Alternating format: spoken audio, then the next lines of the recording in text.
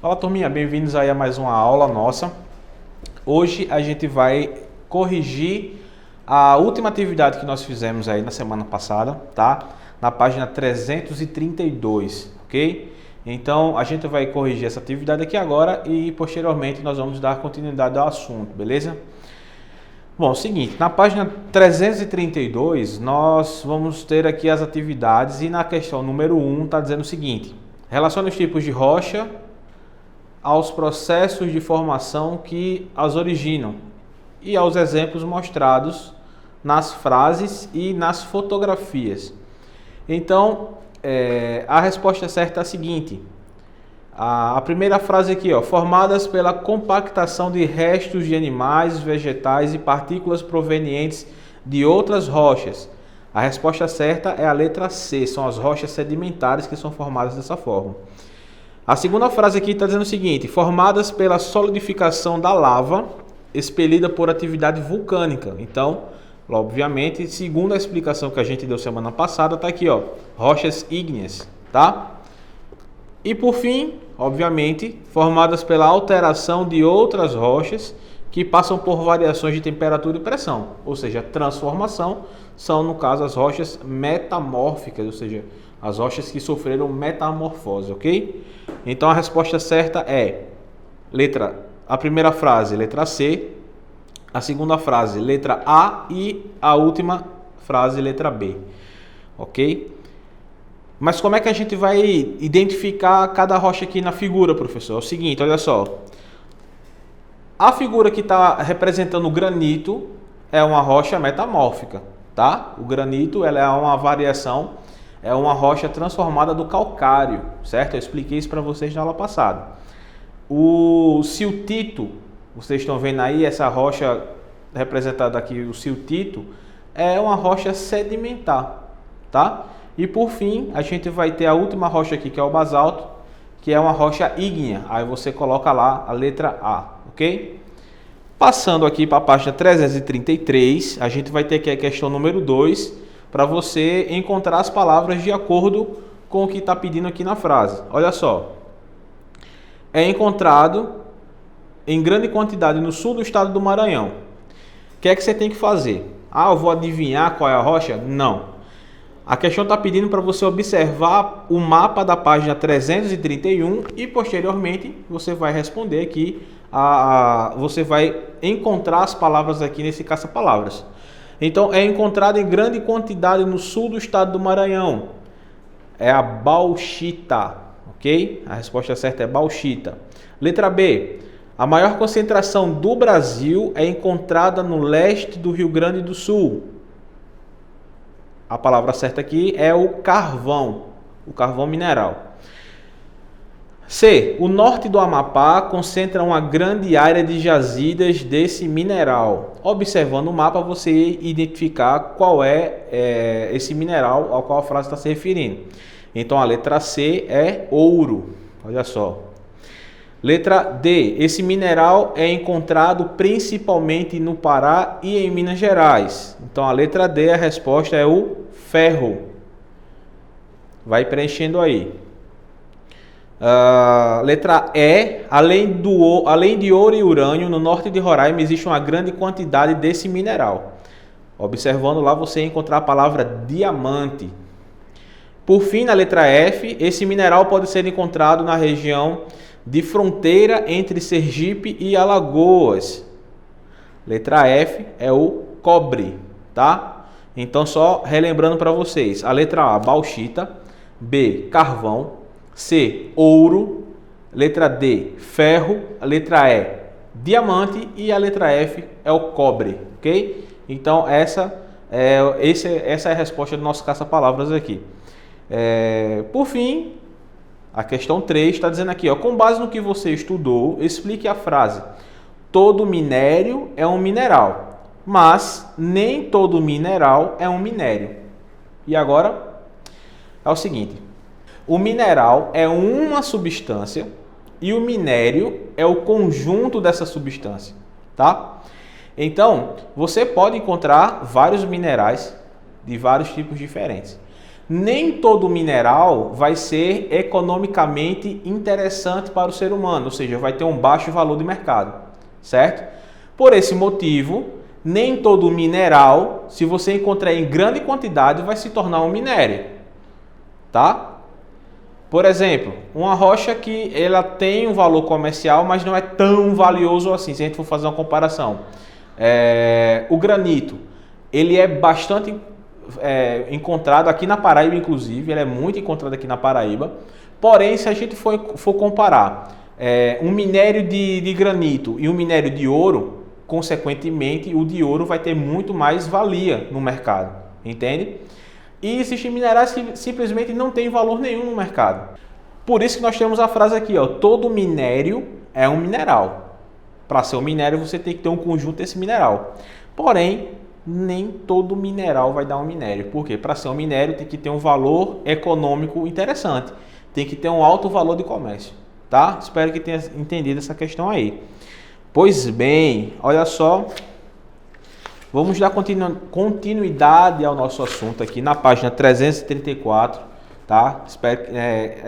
Espero que vocês já tenham lido esse material que a Rubem já passou para vocês anteriormente, antes de vocês assistirem esse vídeo, ok? Olha só, gente, nós vamos ter aqui hoje sobre as formas de relevo. Acompanhem aí na página 334. É o seguinte, eu tinha explicado para vocês o que era relevo na aula passada. Relevo nada mais é do que as formas da superfície terrestre. A superfície da Terra ela não é plana, muito menos uniforme. Ela é uma superfície, claro, arredondada, porém a superfície dela existem imperfeições. E é justamente essas imperfeições, ou também a gente pode dizer que são variações de altitude que dá justamente sentido à questão das formas de relevo. E eu tinha explicado para vocês que existem 4 formas de relevo. Nós temos aqui, ó, a depressão, os planaltos, as planícies e as montanhas, certo? Então, na natureza, nós encontramos 4 formas de relevo diferentes.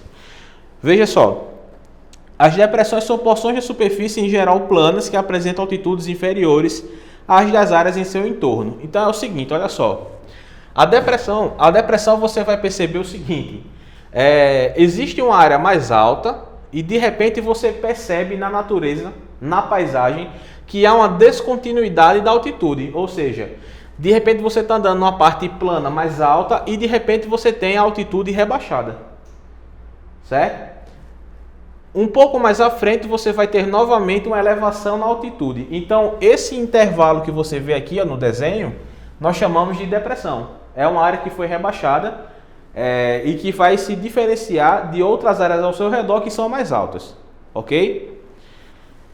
Os planaltos, gente, é o seguinte, são áreas planas e que têm uma elevação bastante alta. Qual é a comparação que a gente vai fazer? É sempre pelo nível do mar. Então os planaltos são áreas mais planas que vão apresentar vez ou outra algumas imperfeições na superfície. Podem aparecer uma serra que vai variar um pouquinho a sua altitude, mas em geral um terreno plano, só que ele é mais alto, ou seja, em relação ao nível do mar, certo? Então são áreas planas e mais altas em relação ao nível do mar.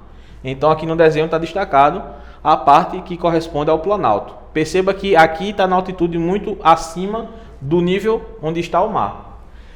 Também temos aqui as planícies. Aqui as planícies vai ser o contrário dos planaltos. Os planaltos são áreas com altitudes elevadas. Já as planícies não, vão ser áreas mais baixas, mais próximas ao nível do mar. Não necessariamente seja igual ao nível do mar, mas são áreas que se aproximam mais a esse nível aqui. Ok? Então dá para perceber aqui, ó, tem uma parte mais elevada e tem uma parte mais baixa, mais próxima desse nível do mar aqui e plana também, ok? Por fim, nós vamos ter as montanhas. As montanhas são os pontos mais elevados que nós vamos ter da superfície terrestre. A montanha mais alta é o Monte Everest, que tem 8.848 metros acima do nível do mar. De novo, aqui a comparação com o nível do mar. Certo? Então esse aí vai ser o ponto mais alto do planeta Terra. Então são características das montanhas, ok? Na página 335, nós vamos ter um mapa que mostra exatamente onde estão localizados as depressões, os planaltos e as planícies no Brasil. Na aula passada eu falei para vocês que no Brasil não existem montanhas, tá? Não existem montanhas no Brasil. Tranquilo? Então vê, aqui no mapa você pode perceber que ele está todo colorido. Fica até um pouco confuso da gente observar assim e dizer, meu Deus, e agora? Como é que a gente vai entender o que é que o mapa está dizendo para a gente? Como que nós vamos ler o mapa? É simples.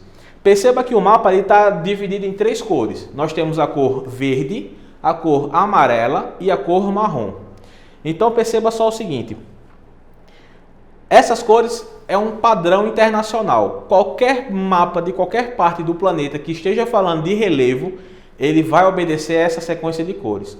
Onde você vê a cor verde, corresponde às planícies, ou seja, as áreas mais baixas. Onde você vê a cor amarela, vai corresponder às depressões. E onde você vê o marrom, aqui no mapa do Brasil, vão corresponder aos planaltos, ok? Ou seja, do mais baixo, que são as planícies, estão na cor verde, um nível intermediário, que são as depressões, na cor amarela, e os níveis mais altos que existem aqui no Brasil vão estar na cor marrom. Isso aí você vai perceber aqui no mapa e vai identificar exatamente onde estão localizados esses 3 tipos de relevos aqui que nós vamos ter. E perceba, em nenhuma parte você vai encontrar as montanhas aqui no Brasil. Certo? Pois bem, o relevo brasileiro, ele é formado de uma combinação muito antiga. É uma formação de relevo muito antiga. Por isso mesmo, a gente diz que é um relevo baixo. Por que isso? As formas de relevo, elas são criadas pelos agentes internos, como a gente colocou na aula passada, e elas são moldadas pelos agentes externos. À medida com a qual esses agentes externos vão moldando, ou seja, a chuva, o vento, o gelo, não tanto o caso no Brasil, mas esses agentes erosivos, quando vão modelando, vão alterando também a altitude dessas formações de relevo. Como o relevo do Brasil ele foi formado há muito mais tempo do que em outros locais do planeta, consequentemente passou mais tempo recebendo a ação de modelagem desses agentes erosivos. Consequentemente, o terreno foi ficando mais baixo. Outra coisa também, outra característica marcante no relevo brasileiro. O relevo brasileiro ele é predominantemente marcado por formas de relevo que tem um formato tabular, ou seja, de tábua. É um terreno plano, apesar de ser alto, um pouco mais alto como os planaltos, mas eles são planos. E também possuem muitas serras que têm o seu cume, ou seja, o ponto máximo daquela serra num formato mais arredondado. Esse formato arredondado vem justamente da modelagem que é feita através dos agentes erosivos, tá? Então, o relevo brasileiro tem essas características aqui. Um formato, algumas serras com um formato no seu ápice, no seu ponto mais alto, plano, ou um formato arredondado.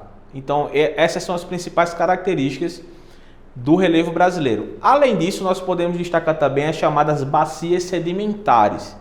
Essas bacias sedimentares são formadas principalmente lá na Amazônia, graças às grandes bacias sedimentares formadas pelos rios, tá? Inclusive, nós temos a maior bacia hidrográfica do mundo, que é a bacia do Rio Amazonas, e, consequentemente, nós temos sim uma bacia sedimentar também bastante grande aqui no Brasil, graças à influência dos rios que existem lá na região amazônica e alguns outros rios também que estão presentes no Brasil, como São Francisco, Araguaia, que fazem parte desse conjunto de bacias sedimentares. Bacias sedimentares, olha só o nomezinho familiar. O que é que tem a ver com a questão do relevo? Lembra dos tipos de rocha? Os tipos de rocha nós temos também as rochas sedimentares, que são formadas graças a quê? restos de animais, sedimentos que vêm de outras rochas também. Então, essas áreas de bacias sedimentares são áreas que estão nas planícies mais baixas e que formam também as rochas sedimentares, ok? O outro tipo de rocha, o outro tipo de formação de relevo que nós vamos ter no Brasil são os cristalinos. Ou seja, são formas de relevo que contêm no seu interior ou na sua superfície rochas mais duras, como as rochas magmáticas, que têm um aspecto mais resistente do que as rochas sedimentares. Tem rochas sedimentares que, se você pegar na mão e apertar facilmente, você pode quebrar uma rocha sedimentar. Isso não acontece nas rochas cristalinas, porque eles são rochas mais rígidas, tá? Então, essas duas características são muito marcantes no relevo brasileiro, ok? Aí, pessoal, já na página 336, a gente vai ver aqui, ó, as formas de relevo representadas nos mapas. Pois é, você tem lá uma imagem de uma montanha, de uma planície, de uma depressão, e como é que a gente vai representar uma forma de relevo no mapa, num plano? É o seguinte, o que vai nos auxiliar são as chamadas curvas de nível. Você vai observar que existem alguns mapas que têm essas curvas que vocês estão vendo aqui, ó, na cor preta, tá? E como é que eu vou saber o formato que ela está representando aqui? É simples, olha só.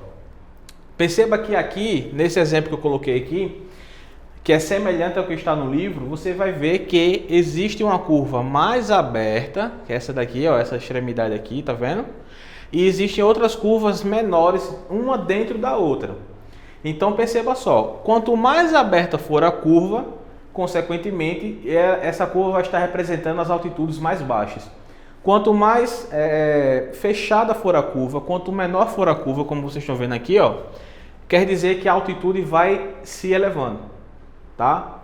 Então aqui eu vou ter a área mais baixa, e aqui no meio, e aqui também, eu vou ter as áreas mais elevadas. Se a gente fosse fazer esse exercício aqui, que nós chamamos de perfil topográfico, a gente veria da seguinte forma. Essa curva mais aberta aqui seria a base dessa representação aqui, dessas duas montanhas. E à medida com a qual as curvas vão se fechando, perceba que a altitude desse meu terreno vai subindo também. Perceba, olha o intervalo entre uma e outra, olha só aqui, ó. Tá vendo? Então tem uma parte mais baixa novamente e logo em seguida tem o fechamento das outras curvas. Então assim eu consigo identificar como é o formato do relevo real nos mapas. É dessa forma aqui, através das curvas de nível e do perfil topográfico posteriormente, certo? Na página 337, eu vou ter o mapa altimétrico do Brasil. O que é um mapa altimétrico? É um mapa que vai mostrar para a gente a altura do terreno em relação ao nível do mar que nós vamos ter no Brasil. Na página 335, eu vou ter um mapa com as suas cores delimitadas, mas mostrando as formas de relevo. Agora, nesse mapa altimétrico, eu vou ter a altura dessas formas de relevo, tá? Lembrando, sempre em comparação com o nível do mar, ok? Então, olha só. Nós percebemos também que vamos ter uma variação de cores. Nós vamos perceber aqui que ele vai do verde claro até chegar a um marrom próximo do laranja e do vermelho, tá? O que quer dizer essas cores? Existem cores quentes e cores frias. Na cartografia, as cores também são utilizadas para mostrar a intensidade dos dados que o mapa está querendo mostrar para a gente. Traduzindo, quanto mais você utilizar cores frias, quer dizer que as altitudes aqui no nosso mapa são mais baixas. Ou seja, o verde significa as altitudes mais baixas. Se você observar na legenda, o verde está marcando aqui entre 0 e 200 metros. A partir do momento com o qual eu vou aumentando o meu terreno, as cores também vão se alterando. Então, eu vou ter entre 200 e 500 metros o amarelo, entre 500 e 800 metros o laranja, entre 800 a 1.200 metros eu vou ter uma tonalidade mais forte do laranja, acima de 1.200 eu vou ter o vermelho bem fechado, tá? Então, perceba, nós não vamos ter cores acima do vermelho. É o máximo que nós vamos ter no Brasil. Se a gente tivesse uma montanha como o Everest, por exemplo, que passa dos 8.000 metros de altitude, nós teríamos uma cor específica para ele, que é já puxando para o roxo. Ou seja, é o ponto máximo de altitude que nós vamos ter no planeta. Ok? Então, o mapa de altimetria é justamente isso. É a altitude que nós vamos ter das formas de relevo em relação ao nível do mar. Ok? Então, pessoal, respondam às atividades, tá? Que estão aqui na página 338 e 339, conforme tia Rubênia passou para vocês. Na próxima aula a gente vai corrigir esse exercício.